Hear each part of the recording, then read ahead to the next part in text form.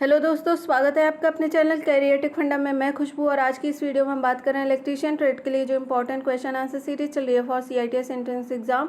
उसी के अंतर्गत ये आज की आपकी 32 क्लास है। इससे पहले की 31 क्लासेस हो चुकी हैं, जिसे आप प्लेलिस्ट में जाकर चेक कर सकते हैं और जिसका लिंक भी आपको डिस्क्रिप्शन बॉक्स में प्रोवाइड कर दिया जाएगा, तो वहाँ से जाकर पहले की सभी क्लासेस को देख पाएंगे।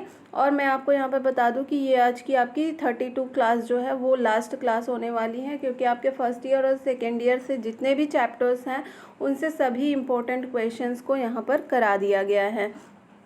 ठीक है, तो और अगर आपने अभी तक हमारे चैनल को सब्सक्राइब नहीं किया है तो ज़रूर से सब्सक्राइब कर लीजिए आगे ऐसी ही क्लासेस पाने के लिए और CITS से जुड़ी हर एक अपडेट सबसे पहले पाने के लिए। और साथ ही साथ यहाँ पर जो क्वेश्चंस कराए जा रहे हैं इनको कंप्लीट करने के बाद मैं कहूँगी अगर आपके पास टाइम है तो थोड़े थ्योरी भी आप पढ़कर जाइएगा, क्योंकि अगर क्वेश्चंस आपसे कुछ डीप पूछ लिया तो वहाँ से भी आप क्वेश्चंस को कर पाएंगे, क्योंकि यहाँ पर नेगेटिव मार्किंग कोई नहीं है। और ये जो क्वेश्चंस हैं एज इट इज एग्ज़ाम में नहीं पूछेंगे, लेकिन क्वेश्चंस आप करे रहेंगे, आप थोड़ी थ्योरी पढ़े रहेंगे तो थोड़ा सा अगर क्वेश्चन आपका घुमा कर भी पूछता है तो आप वहाँ पर क्वेश्चंस को कर पाएंगे। ठीक है, तो आइए वीडियो को स्टार्ट करते हैं। और आज का हमारा पहला क्वेश्चन है, what is the function of penstock in hydro power station. यानी जो पनबिजली स्टेशनों में पेनस्टॉक का कार्य क्या होता है। तो क्या कार्य होता है जो पेनस्टॉक होता है हाइड्रो पावर स्टेशंस में, carrier water to turbines, turbine तक पानी पहुंचाने का कार्य करता है। ऑप्शन नंबर यहाँ पर बी सही हो जाएगा। पेनस्टॉक जो होता है वो टरबाइनों तक पानी पहुंचाने का कार्य करता है। ठीक है, नेक्स्ट क्वेश्चन की ओर चलते हैं। नेक्स्ट क्वेश्चन है हमारा, which is the purpose of boiler in a steam power station। यानी स्टीम पावर स्टेशन में बॉयलर का उद्देश्य क्या होता है। तो बॉयलर का उद्देश्य होता है कन्वर्ट वाटर इनटू स्टीम, जो आपका पानी होता है उसको भाप में परिवर्तित करने का कार्य करता है आपका बॉयलर। ठीक है, ऑप्शन नंबर यहाँ पर सी सही हो जाएगा। Next question, which type of power plant is more efficient. यानी किस प्रकार का बिजली संयंत्र अधिक कुशल है। किस प्रकार का पावर प्लांट मोर इफिशियंट होता है। तो हाइड्रो इलेक्ट्रिक पावर प्लांट जो होता है वो मोर एफिशिएंट होता है। ऑप्शन नंबर यहाँ पर सी सही हो जाएगा। नेक्स्ट क्वेश्चन की ओर चलते हैं, which material is used as control rod in a nuclear reactor. यानी परमाणु रिएक्टर में नियंत्रण क्षण के रूप में किस सामग्री का उपयोग किया जाता है। तो कंट्रोल रॉड के रूप में किस सामग्री का यहाँ पर यूज करते हैं, कैडमियम का यूज करते हैं। ऑप्शन नंबर सी यहाँ पर सही हो जाएगा। परमाणु क्षण जो कंट्रोल रॉड जो होती है वो किस मटेरियल की बनी होती है, कैडमियम की बनी होती है। ऑप्शन नंबर सी सही हो जाएगा। Next question, which is the non conventional power generation. यानी गैर पारंपरिक बिजली उत्पादन कौन सा है। तो नॉन कन्वेंशनल पावर जनरेशन की बात करें तो ये कौन सा है, न्यूक्लियर पावर जनरेशन। ठीक है, ऑप्शन नंबर सी यहाँ पर, sorry, wind mill power generation जो है वो आपका नॉन कन्वेंशनल पावर जनरेशन है। तो ऑप्शन नंबर यहाँ पर सी आपका सही हो जाएगा। नेक्स्ट क्वेश्चन की ओर चलते हैं। नेक्स्ट क्वेश्चन है आपका, विच is the residue of biomass. यानी जैव द्रव्यमान का अवशेष कौन सा है। तो जैव द्रव्यमान का अवशेष की बात करें तो ये स्लरी जो होता है, ऑप्शन नंबर ए, ये आपका जैव द्रव्यमान का अवशेष होता है, घोल। ठीक है, स्लरी का मतलब है जो मड होता है वो स्लरी कहलाता है। ऑप्शन नंबर ए यहाँ पर सही हो जाएगा। Next question, which is the main constitute of biogas. यानी बायोगैस का मुख्य घटक कौन सा है। बायोगैस की मुख्य घटक की बात करें तो ये कौन सा होता है, मीथेन होता है बायोगैस का मुख्य घटक, main constituent. Option number B यहाँ पर सही हो जाएगा। Next question, how electricity produced in solar panel. Solar panel में बिजली का उत्पादन कैसे किया जाता है। तो कैसे किया जाता है, while sunlight strikes on photovoltaic cell. यानी जब सूरज की किरणें फोटोवोल्टाइक सेल पर पड़ती हैं तो आपका बिजली प्रोड्यूस होता है, इलेक्ट्रिसिटी प्रोड्यूस होता है। ऑप्शन नंबर डी यहाँ पर सही हो जाएगा। उस जो आपका सोलर पैनल होता है उसमें जो सनलाइट से यानी सूर्य की किरणें होती हैं उससे यहाँ पर बिजली का उत्पादन किया जाता है। Next question, what is the function of air preheater in a steam power station, यानी स्टीम पावर स्टेशन में एयर प्रीहीटर का कार्य क्या होता है। तो इसका कार्य एयर प्रीहीटर का क्या होता है, extracts heat from flu gases and heat input air, यानी फ्लू गैसों से गर्मी निकालता है और आगत वायु को गर्म करता है, यानी जो हवा अंदर की ओर आती है उसको गर्म करने का कार्य करता है फ्लू गैसों की हीट से। ठीक है, ऑप्शन नंबर यहाँ पर डी सही हो जाएगा। नेक्स्ट क्वेश्चन की ओर चलते हैं।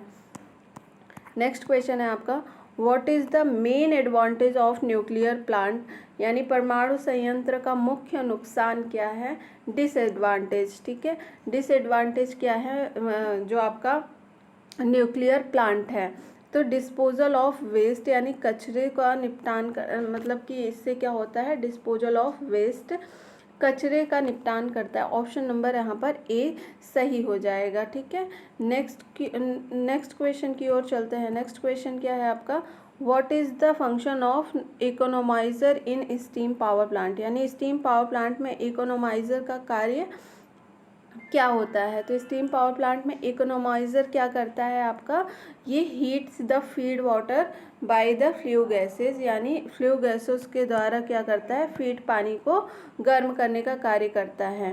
ठीक है, ऑप्शन नंबर यहाँ पर सी सही हो जाएगा। नेक्स्ट क्वेश्चन की ओर चलते हैं। What is the advantage of non conventional power generation, यानी गैर पारंपरिक बिजली उत्पादन का क्या फ़ायदे हैं। तो ये रिड्यूस पॉल्यूशन, प्रदूषण को कम करता है। Next question, what is the function of charge controller in battery based micro hydel power generation, यानी बैटरी आधारित माइक्रो हाइडल पावर जनरेशन में चार्ज कंट्रोल का कार्य क्या होता है। तो चार्ज कंट्रोल का कार्य क्या होता है, prevents the over charging of battery, battery को ओवर चार्ज करने से बचाता है। ठीक है, तो यहाँ से ऑप्शन नंबर आपका सी सही हो जाएगा। नेक्स्ट क्वेश्चन की ओर चलते हैं। What is the purpose of barrage in tidal power station, यानी ज्वारीय शक्ति स्टेशन में बैराज का उद्देश्य क्या होता है। और जो आपका टाइडल पावर स्टेशन होता है उसका मेन पर्पज क्या होता है बैराज का, तो इसमें क्या होता है आपका, tap the water at the entrance of gulf, यानी खाड़ी के प्रवेश द्वारों का पर पानी को नियंत्रित करने का कार्य करता है, स्टोर करने का कार्य करता है। ऑप्शन नंबर सी यहाँ पर सही हो जाएगा। नेक्स्ट क्वेश्चन की ओर चलते हैं। नेक्स्ट क्वेश्चन आपका, which component is a steam power plant is use to heat the feed water from the flue gases, यानी स्टीम पावर प्लांट में किस घटक का उपयोग फ्लू गैसेज से फीड पानी को गर्म करने के लिए किया जाता है। तो इकोनोमाइज़र का यूज करते हैं फीड पानी को गर्म करने के लिए। ऑप्शन नंबर बी यहाँ पर सही हो जाएगा। Next question, what is the advantage of pressurised water reactor, जिसे PWR शॉर्ट फॉर्म में कहते हैं, मतलब प्रेशराइज्ड वाटर रिएक्टर का क्या फ़ायदे हैं। जो प्रेशराइज्ड वाटर रिएक्टर होते हैं उनके अगर एडवांटेज की बात करें तो क्या होता है, it has high power density, इसमें उच्च शक्ति घनत्व होता है। ऑप्शन नंबर सी यहाँ पर सही हो जाएगा। नेक्स्ट क्वेश्चन की ओर चलते हैं। Which power generation plant is having more reliability in operation, यानी किस बिजली उत्पादन संयंत्र के संचालन में अधिक विश्वसनीयता होती है। तो इसमें किस में अधिक विश्वसनीयता होती है, न्यूक्लियर पावर प्लांट में। ठीक है, किस में, न्यूक्लियर पावर प्लांट में।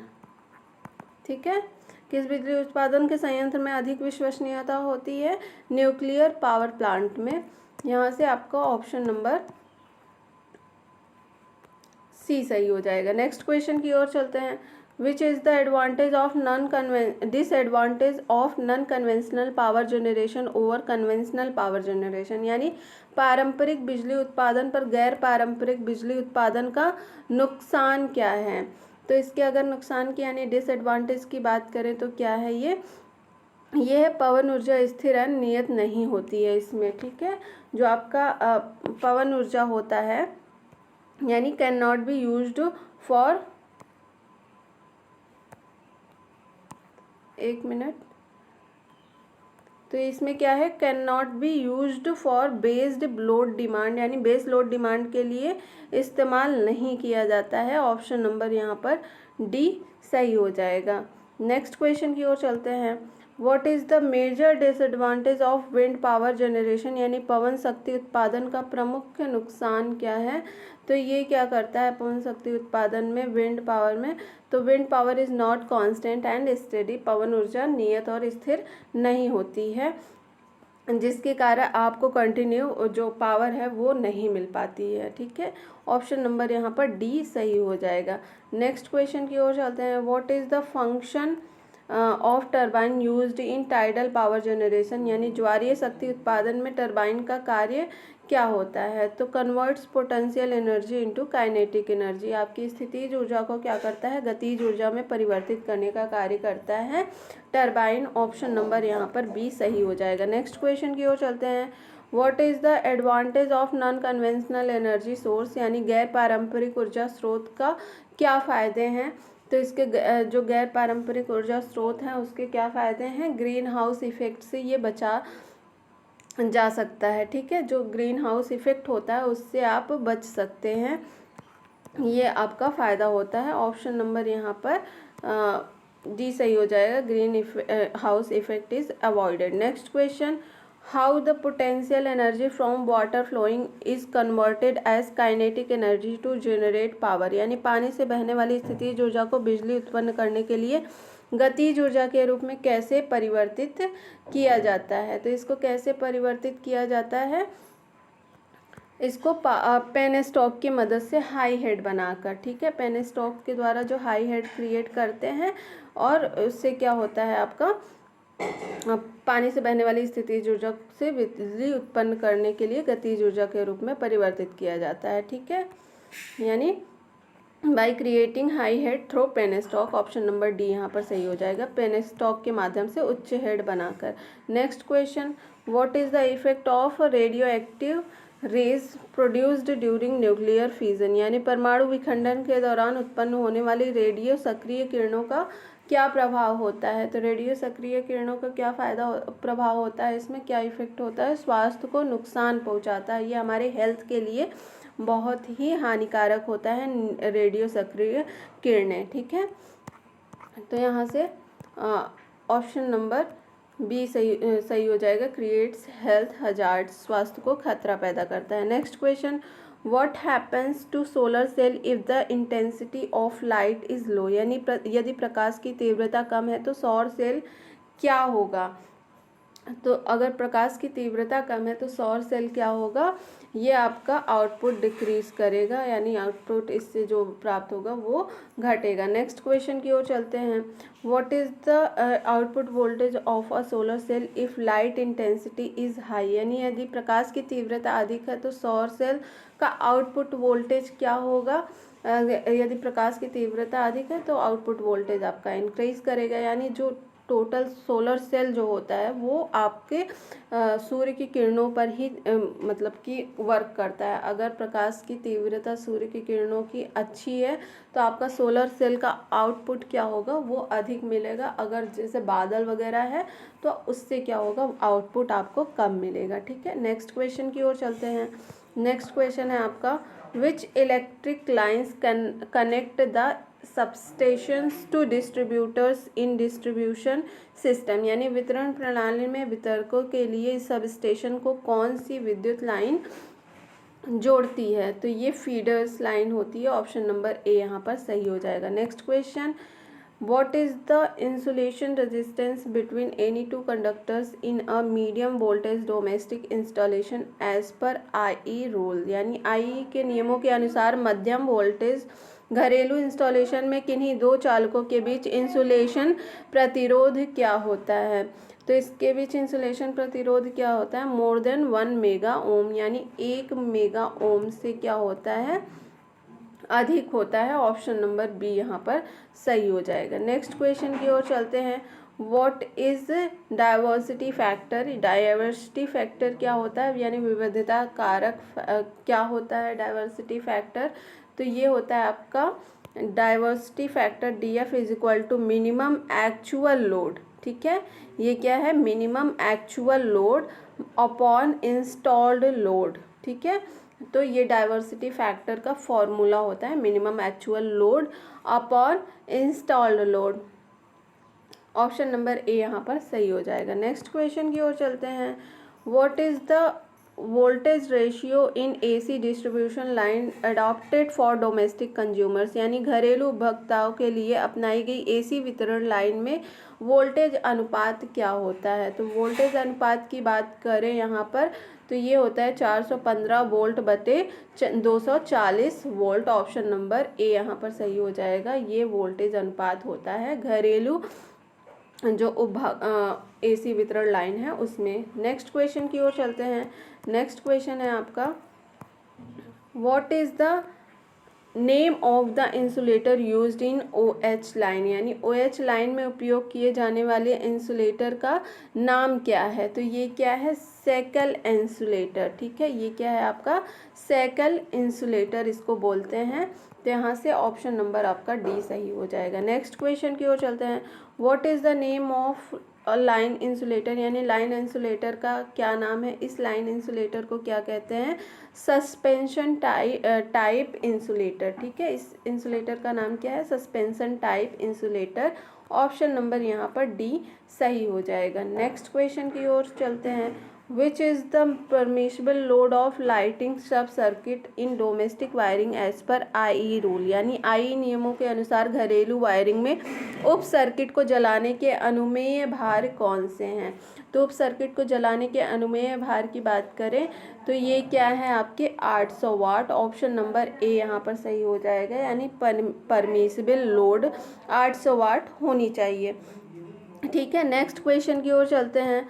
What is the name of the insulator, यानी फिर दिया गया है इंसुलेटर का नाम पूछा जा रहा है। इस इंसुलेटर को कहते क्या हैं। तो ये कौन सा इंसुलेटर है आपका, सिंगल सेट पिन इंसुलेटर। ठीक है, ये क्या है, single set pin insulator. Option number D यहाँ पर सही हो जाएगा। Next question, what is the reason for the conductor across sectional area can fully utilised on transmission of DC as compare to AC, यानी क्या कारण है जो AC की तुलना में DC के ट्रांसमिशन पर कंडक्टर क्रॉस सेक्शनल क्षेत्र का पूरी तरह से उपयोग कर सकता है। तो नो स्किन इफेक्ट, यानी कोई इस जो स्किन पर इफेक्ट होता है इसका नहीं होता है। ऑप्शन नंबर बी यहाँ पर सही हो जाएगा। नेक्स्ट क्वेश्चन की ओर चलते हैं। Why the disc pin insulators outer surface is made by glazing and bent the sides inwards, यानी डिस्क पिन इंसुलेटर बाहरी सतह को ग्लेजिंग द्वारा क्यों बनाया गया है और किनारों को अंदर की तरफ क्यों झुका रहा है। तो ये ऐसा क्यों हो रहा है कि ग्लेजिंग जो किनारे हैं वो अंदर की तरफ झुके हुए हैं, ऐसा क्यों किया जाता है। तो बरसात के समय में निरंतर पानी के बहाव को रोकने के लिए, मतलब बारिश के समय में जो आपका पानी बह जाता है उसको रोकने के लिए क्या करता है, इसको थोड़ा सा बेंड कर देते हैं। ऑप्शन नंबर यहाँ पर आपका डी सही हो जाएगा। Disables continuous water flow in rainy season, यानी वर्षा ऋतु में निरंतर जल प्रवाह को निष्क्रिय करने के लिए। नेक्स्ट क्वेश्चन की ओर चलते हैं। What is the type of overhead line joint, यानी ओवरहेड लाइन जॉइंट का प्रकार क्या है। तो ये फिगर है, इस ओवरहेड लाइन जॉइंट का प्रकार क्या है, इसको क्या कहते हैं। तो ये है आपका कंप्रेशन जॉइंट फॉर ACSR। ठीक है, ACSR ऑप्शन नंबर सी यहाँ पर सही हो जाएगा। और ACSR का फुल फॉर्म की बात करें, ACSR का फुल फॉर्म क्या होता है, तो ये क्या होता है, ACSR। ठीक है, इसके फुल फॉर्म अगर पूछे क्वेश्चन में तो क्या होगा, aluminium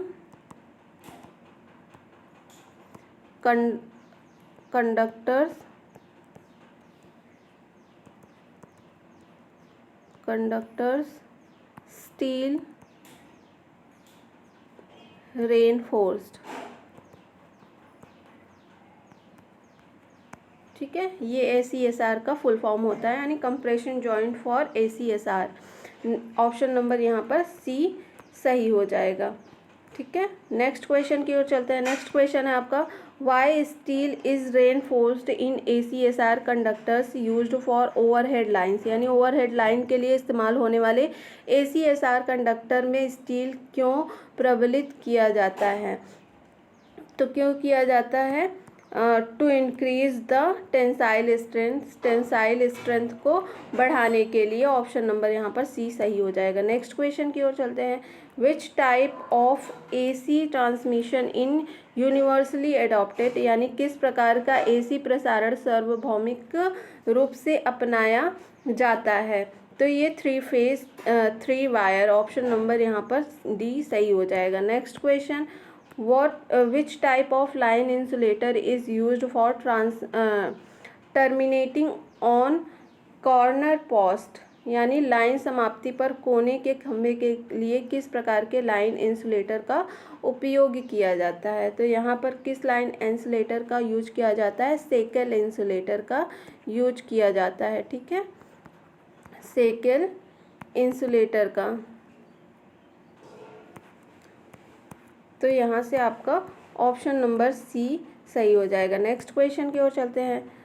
what is the reason of keeping binding wire gap too close and very tight in pin insulator, यानी बाइंडिंग वायर गैप को बहुत पास रखने और पिन इंसुलेटर में बहुत टाइट होने का कारण क्या होता है? तो ये अवॉइड स्पार्किंग। अगर आपका वायर बहुत टाइटली जो है बाइंड किया हुआ है तो उससे क्या होगा, किसी प्रकार की स्पार्किंग नहीं होगी, स्पार्किंग से आप बच सकेंगे। नेक्स्ट क्वेश्चन की ओर चलते हैं। What is the name of conductor used on overhead lines, यानी ओवरहेड लाइन पर उपयोग किए जाने वाले कंडक्टर का नाम क्या है? ओवरहेड लाइन पर उपयोग किए जाने वाले कंडक्टर को ACSR कहते हैं। ऑप्शन नंबर ए यहाँ पर सही हो जाएगा, aluminium conductor steel reinforced. Next question की ओर चलते हैं। What is the main purpose of cross arm used in electric poles, यानी विद्युत खंभे में प्रयुक्त क्रॉस आर्म का मुख्य उद्देश्य क्या होता है? तो ये holding the insulator on overhead line, overhead line पर इंसुलेटर को पकड़ने के लिए, होल्ड करने के लिए किया जाता है। ऑप्शन नंबर यहाँ पर बी सही हो जाएगा। नेक्स्ट क्वेश्चन की ओर चलते हैं। नेक्स्ट क्वेश्चन आपका, which type of line insulator is used eight dead ends of the HT overhead lines, यानी HT ओवरहेड लाइनों के अंतिम सिरे पर किस प्रकार के लाइन इंसुलेटर का उपयोग किया जाता है? तो यहाँ पर डिस्क इंसुलेटर का यूज करते हैं। ऑप्शन नंबर यहाँ पर बी सही हो जाएगा। नेक्स्ट क्वेश्चन की ओर चलते हैं। नेक्स्ट क्वेश्चन है आपका, what is the advantage of AC power transmission, यानी AC पावर ट्रांसमिशन के क्या फ़ायदे हैं? तो ये क्या है, voltage can be stepped up and stepped down easily, यानी वोल्टेज को स्टेप अप और स्टेप डाउन आसानी से किया जा सकता है। ऑप्शन नंबर डी यहाँ पर सही हो जाएगा। Next question, what is ACSR stand for, ACSR का मतलब क्या है? तो ये मैंने पहले ही आपको क्वेश्चन में बता दिया। ACSR का मतलब क्या होता है, एल्यूमिनियम कंडक्टर स्टील रेनफोर्स्ड। ठीक है, aluminium conductor steel reinforced. Option number यहाँ पर डी सही हो जाएगा। नेक्स्ट क्वेश्चन की ओर चलते हैं। What is the purpose of cross arm in OH lines, यानी OH लाइन में क्रॉस आर्म का उद्देश्य क्या होता है? तो OH लाइन में क्रॉस आर्म का उद्देश्य होता है holding the insulator where the conductors are fastened, यानी इंसुलेटर में पकड़े हुए कंडक्टर को जकड़ने के लिए। ऑप्शन नंबर यहाँ पर डी सही हो जाएगा। नेक्स्ट क्वेश्चन की ओर चलते हैं। What is the advantage of overhead lines compare to underground cables, यानी भूमिगत केबल की तुलना में ओवरहेड लाइनों का क्या फ़ायदा होता है? तो क्या फ़ायदा होता है, faults can be located easily, दोष को आसानी से पता लगाया जा सकता है, दोष को आसानी से हम मार्कअप कर सकते हैं। ऑप्शन नंबर बी यहाँ पर सही हो जाएगा। नेक्स्ट क्वेश्चन है, which substance the transmission line voltage is stepped down to consumer supply voltage, यानी ट्रांसमिशन लाइन वोल्टेज को किस स्थान पर उपभोक्ता आपूर्ति वोल्टेज में ले जाया जाता है? तो ये है distribution substance. Option number D यहाँ पर सही हो जाएगा।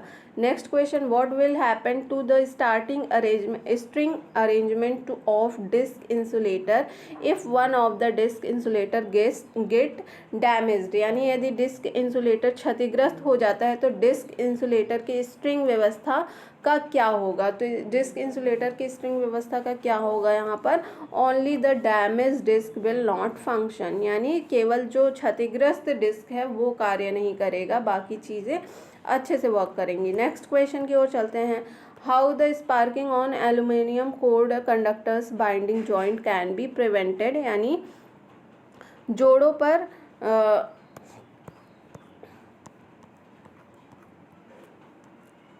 जोड़ों को बांधने वाले एल्यूमिनियम कोर्ड वाले कंडक्टर पर स्पार्किंग को कैसे रोका जा सकता है। तो इस पर स्पार्किंग को कैसे रोका जा सकता है, making binding turns very tight, यानी ऑप्शन नंबर बी यहाँ पर सही हो जाएगा। बांधने वालों को घुमाव को कसकर, जो बांधने वाले घुमाव है टर्न्स हैं उसको टाइट कर हम लोग जो है, ठीक है, स्पार्किंग को रोका जा सकता है। नेक्स्ट क्वेश्चन की ओर चलते हैं, what will happen to the skin effect on the OH conductors if the conductor's diameter is small, यानी less than 1 centimetre. OH conductor में त्वचा के प्रभाव का क्या होगा अगर कंडक्टर का व्यास छोटा है, किससे, लेस देन 1 सेंटीमीटर, 1 सेंटीमीटर से भी कम है तो क्या होगा, बिकम्स नेग्लिजिबल, ये क्या होगा, एकदम नगण्य होगा इसका प्रभाव। ऑप्शन नंबर ए यहाँ पर सही हो जाएगा। नेक्स्ट क्वेश्चन की ओर चलते हैं। नेक्स्ट क्वेश्चन है, विच circuit breaker is installed along with wiring circuit against leakage current protection, यानी लीकेज करंट प्रोटेक्शन से बचाव हेतु वायरिंग सर्किट के साथ कौन सा सर्किट ब्रेकर लगाया जाता है। तो यहाँ पर कौन सा सर्किट ब्रेकर लगाया जाता है, ELCB सर्किट ब्रेकर लगाया जाता है। ऑप्शन नंबर यहाँ पर सी सही हो जाएगा। और ELCB की फुल फॉर्म की बात करें तो ELCB का फुल फॉर्म क्या होता है, अर्थ लीकेज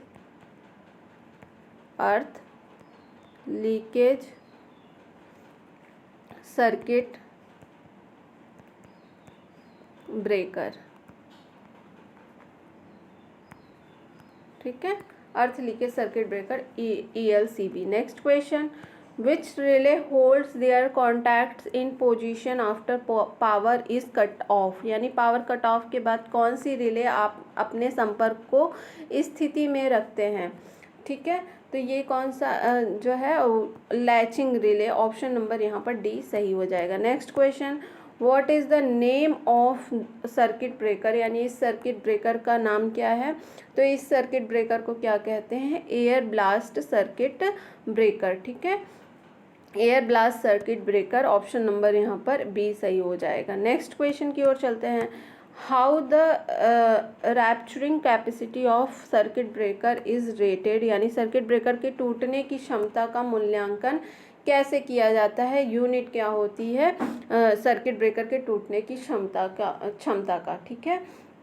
तो ये क्या होता है, MVA आपका क्या है, MVA का मतलब होता है मेगा वोल्ट एम्पियर, ठीक है, मेगा वोल्ट एम्पियर, ठीक है, इसका short form MVA। Next question की ओर चलते हैं, what is the pick up voltage in a over voltage relay, यानी संकेतिक ओवर वोल्टेज रिले में पिक अप वोल्टेज क्या है। तो पिकअप वोल्टेज क्या है, minimum voltage to start relay, ठीक है, पिकअप वोल्टेज क्या हो जाएगा, minimum voltage to start relay. Option number यहाँ पर डी सही हो जाएगा। Next question, what is the function of Buchholz relay in power transformer, यानी बिजली ट्रांसफार्मर में बुकोल्स रिले का कार्य क्या होता है। तो overload and short circuit protection, overload और शॉर्ट सर्किट से हमें बचाता है। ऑप्शन नंबर ए सही हो जाएगा। Next question, which type of load is protected by G series MCB, यानी किस प्रकार का लोड G श्रेणी MCB द्वारा संरक्षित है। तो किसके द्वारा है, एयर कंडीशनर्स के द्वारा। ऑप्शन नंबर सी यहाँ पर सही हो जाएगा। Next question, which type of relay is used in both AC and DC supply, यानी AC और DC आपूर्ति दोनों में किस प्रकार के रिले का उपयोग किया जाता है। जहाँ पर इम्पल्स रिले का यूज करते हैं AC और DC सप्लाई में। ऑप्शन नंबर बी यहाँ पर सही हो जाएगा। Next question, which circuit breaker is used as a switch and protective device in the domestic wiring circuit, यानी घरेलू वायरिंग सर्किट में स्विच और सुरक्षात्मक उपकरण, ठीक है, स्विच और सुरक्षात्मक उपकरण के रूप में किस सर्किट ब्रेकर का उपयोग किया जाता है? तो यहाँ पर मिनिएचर MCB का यूज किया जाता है। MCB का फुल फॉर्म आपको पता है, मिनिएचर सर्किट ब्रेकर, ठीक है। तो यहाँ से आपका ऑप्शन नंबर बी सही हो जाएगा, miniature circuit breaker. Next question की ओर चलते हैं। What is the purpose of trip coil used in circuit breaker? Circuit breaker में इस्तेमाल किए जाने वाले ट्रिप कॉइल का उद्देश्य क्या होता है? तो रिमोट ऑपरेशन होता है। ऑप्शन नंबर बी यहाँ पर सही हो जाएगा। सर्किट ब्रेकर में इस्तेमाल किए जाने वाले ट्रिप कॉइल क्या होते हैं? रिमोट ऑपरेशन करते हैं। Option number B. Next question की ओर। What is the function of relay to the breaking operation of circuit breaker in control circuit? नियंत्रण सर्किट में, सर्किट ब्रेकर में ब्रेकिंग ऑपरेशन में रिले का कार्य क्या होता है? तो रिले का कार्य यहाँ पर क्या होता है? Interpreting the fault situation to operate breaker, यानी ब्रेकर को संचालित करने के लिए दोष की स्थिति का पता लगाना। ऑप्शन नंबर बी यहाँ पर सही हो जाएगा। नेक्स्ट क्वेश्चन की ओर चलते हैं। What is the effect if the test button marked as X is closed permanently in ELCB, यानी एक्स के रूप में चिन्हित किया गया परीक्षण बटन ELCB में स्थायी रूप से बंद है तो इसका प्रभाव क्या होगा? ठीक है, यदि एक्स के रूप में चिन्हित ELCB बटन है में अस्थायी रूप से बंद है तो इसका प्रभाव क्या होगा? इसका इफेक्ट क्या होगा? यहाँ पर ये होगा, ये है आपका ELCB सर्किट, और इसके इफेक्ट की बात करें तो ये क्या होगा आपका? ये सर्किट पूरी तरह से क्लोज्ड है, ठीक है, ये एक्स के रूप में चिन्हित है, और ये सर्किट आप देख रहे हैं, ये जो T बना हुआ है ये क्या दर्शा रहा है कि सर्किट पूरी तरह से क्लोज्ड है, ठीक है, यानी circuit switch off completely. Option number C यहाँ पर सही हो जाएगा। Next question. What is the defect in an air circuit breaker if trips intermittently on holding, यानी वायु सर्किट ब्रेकर में क्या दोष है? अगर लोडिंग पर सर्किट रुक कर ट्रिप होता है तो इसमें क्या होगा? इनकरेक्ट सेटिंग ऑफ रिले की सेटिंग जो है वो गलत तरीके से की गई है। ऑप्शन नंबर ए यहाँ पर सही हो जाएगा, इसलिए जो लोडिंग पर सर्किट रुक कर ट्रिप होता रहता है। ऑप्शन नंबर सी यहाँ पर ए सही हो जाएगा। नेक्स्ट क्वेश्चन की ओर चलते हैं, और ये आज का हमारा लास्ट सवाल है। What is the defect in an oil circuit breaker if the oil heats up excessively, यानी यदि तेल अत्यधिक गर्म हो जाए तो तेल सर्किट ब्रेकर में क्या प्रभाव होगा? ऑयल सर्किट ब्रेकर में क्या प्रभाव होगा यदि ऑयल आपकी अत्यधिक गर्म हो जा रहा है? तो क्या होगा?